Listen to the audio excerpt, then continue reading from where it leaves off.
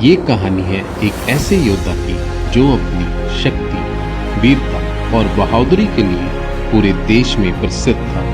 उसका नाम था नामान, अराम देश का सेनापति। लाखों लोगों की नजर में वह विजेता था। उसके अधीन सेना चलती थी, राजा उस पर भरोसा करता था। पर उसके जीवन में एक ऐसा घाव था, एक ऐसा अभिशाप जो उसके पूरे अस्तित्व को खा रहा था। हर रोज उसकी आंखों में यह पीड़ा झलकती थी कि सारी दुनिया उसकी वीरता को सलाम करती है, पर भीतर से वह धीरे धीरे टूट रहा था। ऐसे ही समय में उसके घर में एक छोटी सी दासी जो इजराइल से बंदी बनाकर लाई गई थी, उसने साहस करके अपने स्वामी से कहा, काश मेरा स्वामी सामरिया में रहते जहाँ परमेश्वर का भविष्यद्वक्ता है, वह अवश्य ही इन्हें इस रोग से मुक्त कर देगा। यही शब्द, यही छोटी सी गवाही नामान को उस परमेश्वर के दूत भविष्यद्वक्ता एलीशा के पास ले जाने का कारण बनी। और यहीं से शुरू होती है एक ऐसी यात्रा जिसमें अभिमान और आज्ञाकारिता टकराते हैं और अंत में परमेश्वर की शक्ति विजयी होती है।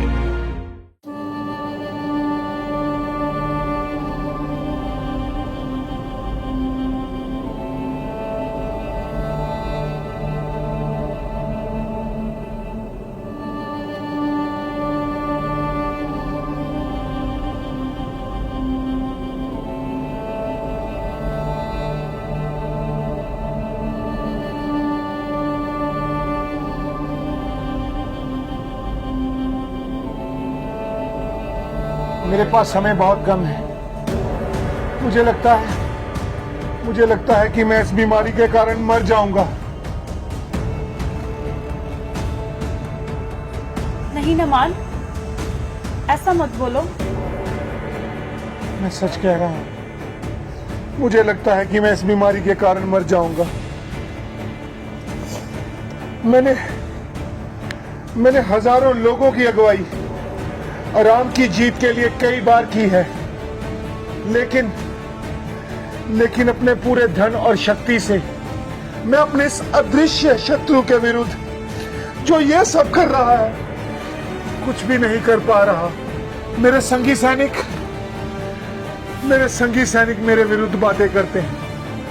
मेरे मुंह पर तो वो कुछ नहीं कहते, परंतु मेरी पीठ के पीछे वो मुझे कोड़ी कहते हैं, कोड़ी। मुझे लगता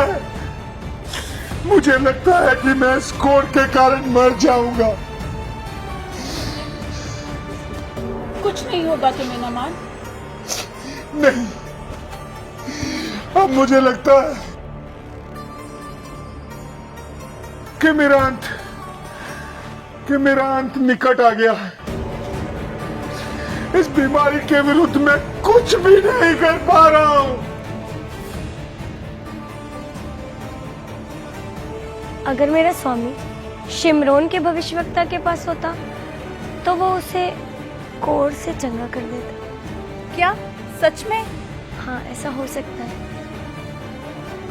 तुमने ऐसा क्या कहा कि मेरी पत्नी चौंक गई?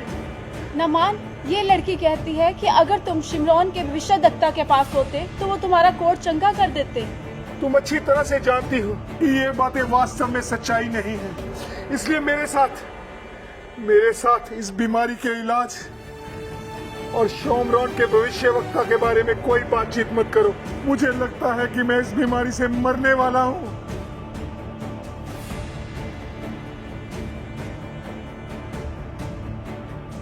मेरा परमेश्वर प्रार्थनाओं को सुनने वाला और चंगा करने वाला परमेश्वर है। क्या ये मेरा रोग सचमुच ठीक हो सकता है? हाँ, मुझे विश्वास है कि वो तुम्हें चंगा कर सकता है, क्योंकि वो अपने दासों की प्रार्थनाओं को सुनकर चंगा करने वाला एकमात्र परमेश्वर। क्या सचमुच में ये मेरा रोग ठीक हो सकता है? हाँ, वो अपने दासों की प्रार्थनाओं को सुनने वाला परमेश्वर है और उसके दास के द्वारा तुम चंगे हो सकते हो।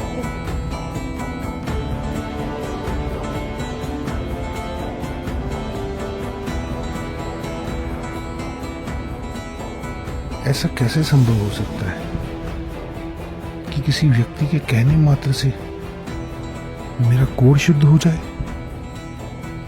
लेकिन वो लड़की कह तो बहुत विश्वास से रही थी। क्या ये सचमुच संभव है कि मैं कोड से शुद्ध हो सकता हूँ? मुझे अपने राजा से जाकर एक बार बात करनी चाहिए और इजराइल जाने के लिए आज्ञा लेनी चाहिए।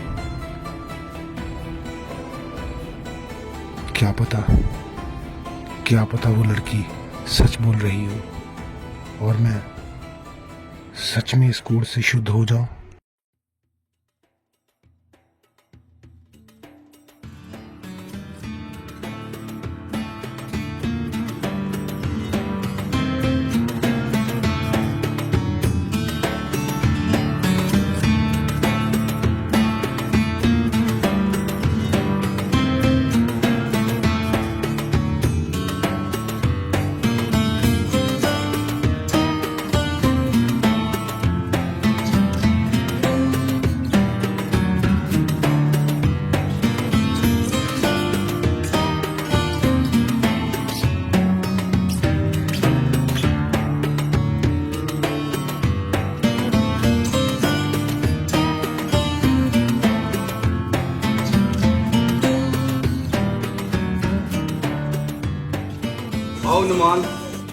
तो मुझे उस इजरायली लड़की ने यह बताया है कि वहां इजराइल में उसके लोगों के बीच में एक भविष्यवक्ता है जो मेरे इस कोड को शुद्ध कर सकता है। महाराज, इजरायली तो शुरू से हमारे शत्रु रहे हैं, लेकिन नमान, तुम मेरे सबसे वफादार सैनिकों में से एक हो। इसलिए इजराइल के राजा के नाम मैं तुम्हें एक पत्र देता हूँ। जो आज्ञा महाराज।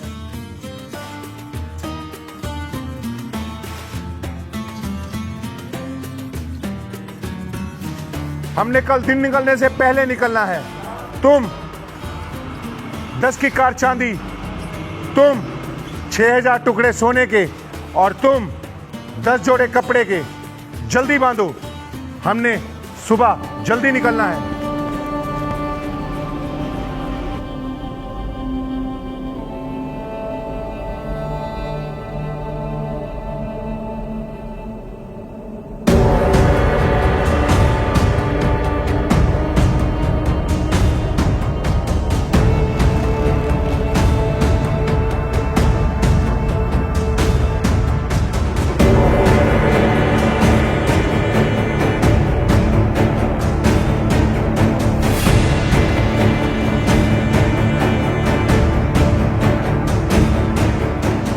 मैं आराम का राजा हूँ।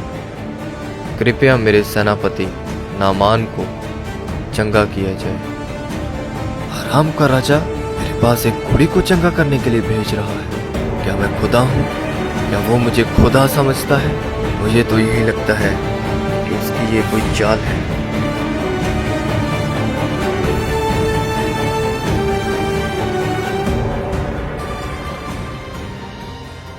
मैंने अभी अभी एक खबर सुनी है कि आराम देश से सेनापति नामान आया है एक पत्र लेकर, जिसमें उसकी कोड की बात लिखी हुई है। और ये पत्र पढ़ते ही इजराइल के राजा ने अपने कपड़े फाड़े और उस पत्र में लिखा था कि वो आपसे भेंट करना चाहता है। तो राजा के पास ये कहला भेजो कि नामान को मेरे पास आने दो, ताकि वो भी जान ले कि यहोवा परमेश्वर इजराइल में जीवित है और वो विराजमान। जी पिता।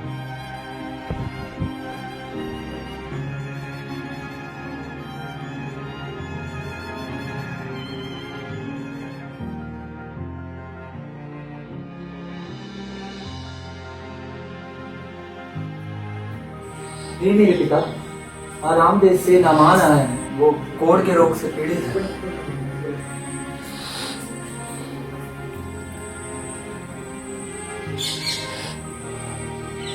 नामान को बोलो कि जाकर यरदन नदी में 7 डुबकियां मार ले और उसका कोढ़ जाता रहेगा, उसका शरीर ज्यों का त्यों हो जाएगा। जी पिता।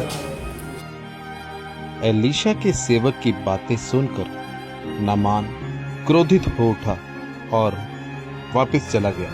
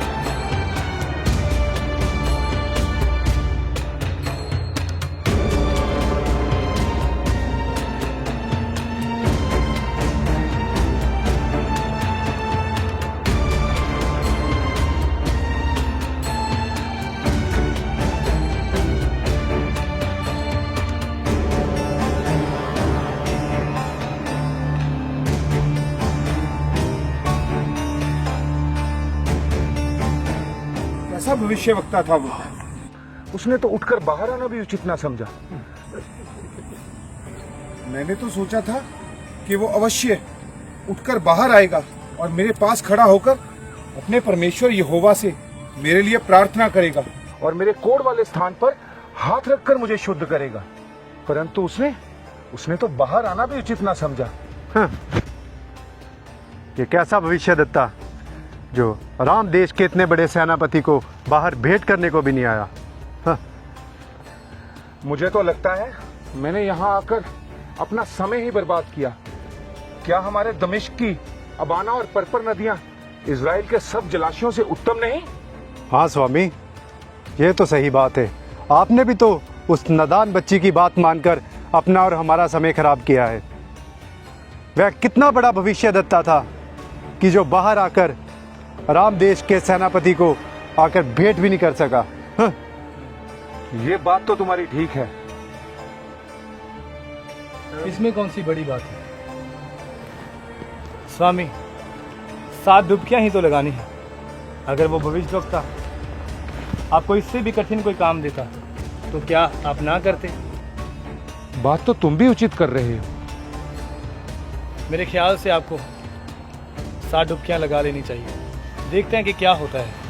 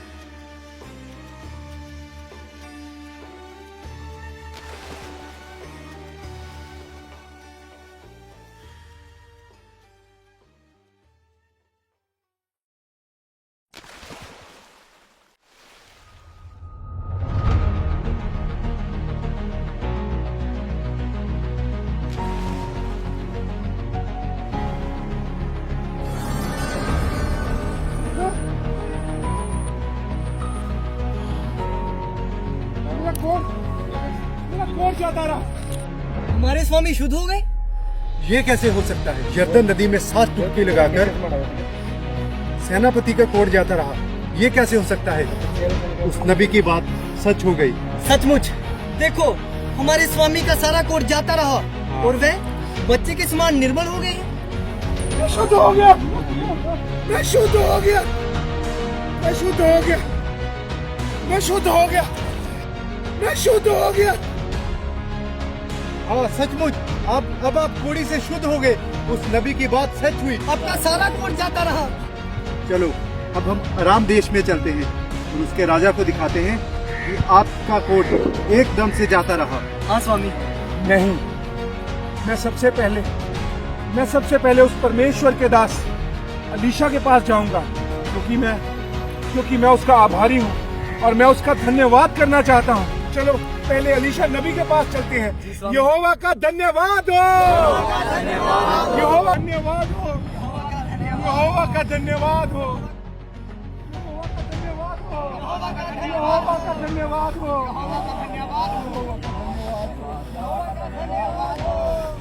स्वामी, आप तो सच में कोट से शुद्ध हो गए। हाँ स्वामी। सब यहोवा परमेश्वर की दया।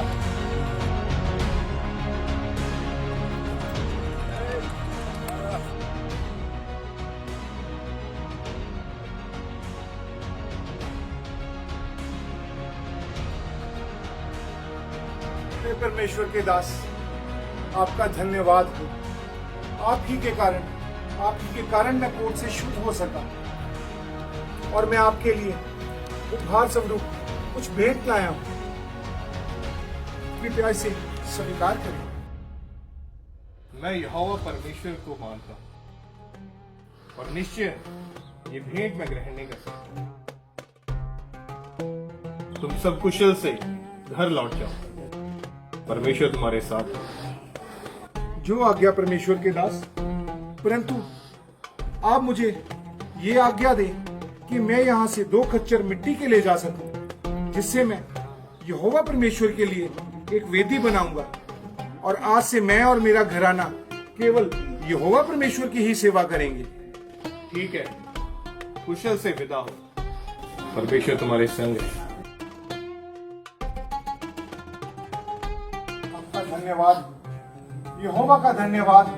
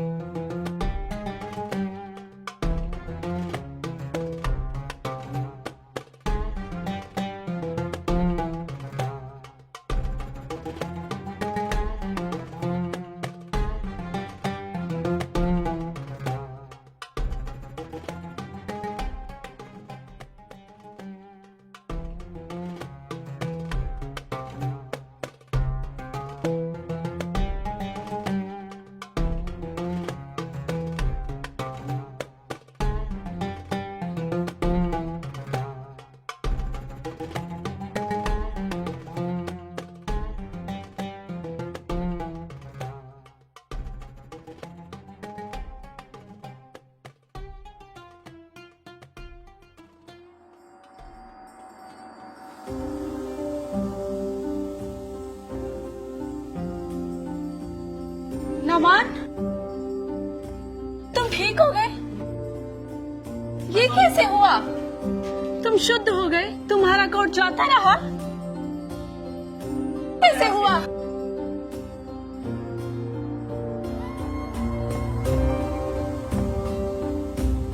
मुझे विश्वास नहीं हो रहा, तुम वही कोड़ी नामान हो। ये कैसे हुआ? ये सब यहोवा परमेश्वर की दया से हुआ है। यहोवा परमेश्वर? हाँ, यहोवा परमेश्वर, उसी के दास के द्वारा मैं शुद्ध किया गया। उस यहोवा परमेश्वर का धन्यवाद हो जिसने तुम्हें ठीक कर दिया। अब मैं कोड़ी नहीं हूँ। स्वामी, आप चंगे हो गए? देखा, मैंने कहा था ना, इजराइल का परमेश्वर असली है। हाँ, अब मैं जान गया हूँ कि इस दुनिया में केवल यहोवा ही परमेश्वर है। यहोवा सच्चा परमेश्वर है। हाँ, अब मैं जान गया हूँ कि इजराइल का परमेश्वर यहोवा ही सच्चा परमेश्वर है। और तुमने जो मुझे परमेश्वर का शुभ समाचार दिया है, इस कारण आज से तुम इस घर की दासी नहीं हो, मेरी बेटी समान हो। परमेश्वर का धन्यवाद हो, वो कितने बड़े बड़े कामों को करता है। परमेश्वर के धन्यवाद के साथ साथ बेटा तुम्हारा भी धन्यवाद हो। तुम्ही ने तो मुझे सच्चे परमेश्वर के बारे में बताया है। परमेश्वर का धन्यवाद हो।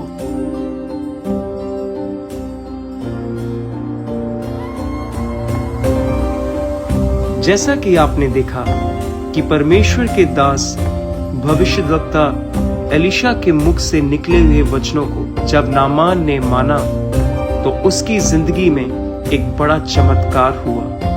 उसका सारा कोढ़ हमेशा के लिए जाता रहा। आज भी हमें इस बात पर गौर करने की जरूरत है कि परमेश्वर के दासों के मुख से निकले हुए वचन, उनके मुख से निकला हुआ एक एक शब्द हमारी जिंदगी में बड़े बदलाव और चमत्कारों को पैदा करता है। उनके मुख से निकले हुए शब्द परमेश्वर की ओर से होते हैं और वो शब्द कभी भी गिरते नहीं हैं, वो हमेशा पूरे होते हैं। जब हम अपनी जिंदगी में परमेश्वर के दासों के मुख से निकले हुए उन वचनों को अपने जीवन में ग्रहण करते हैं तो हम अपने जीवन में उन तमाम बंद रास्तों को खुलता हुआ देखते हैं। हम अपने जीवन में छुटकारे को आते हुए देखते हैं, चंगियाई को आते हुए देखते हैं। जिस तरह नामान कोढ़ी ने एलीशा के शब्दों को ग्रहण किया और उस पर ईमान लाया, विश्वास किया, तो परमेश्वर ने उसे उसके कोढ़ से सदा के लिए आजाद कर दिया। तो आज आप भी परमेश्वर के दासों के मुख से निकले हुए एक एक वचन पर विश्वास करें, उन पर ईमान लाएं और उन्हें अपने जीवन में ग्रहण करें, ताकि आप भी नामान कोढ़ी की तरह अपनी चंगियाई, अपने छुटकारे को और अपनी आज़ादी को ले सकें। सबको जय मसीह की।